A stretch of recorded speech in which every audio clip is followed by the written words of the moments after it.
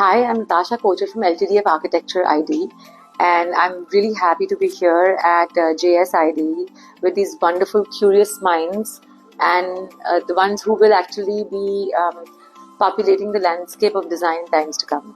Architect in Heels was born out of just my love to share what I do and how I do it, and then it went on to become a sort of an inspiration platform for aspiring designers and current designers, particularly women and girls. Most beautiful luxury home was about the context.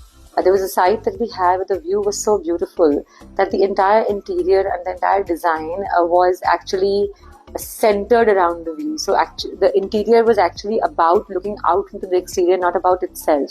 Interior designers in the next decade will actually be very important because the value and the necessity of design is going up with the easy access available through AI.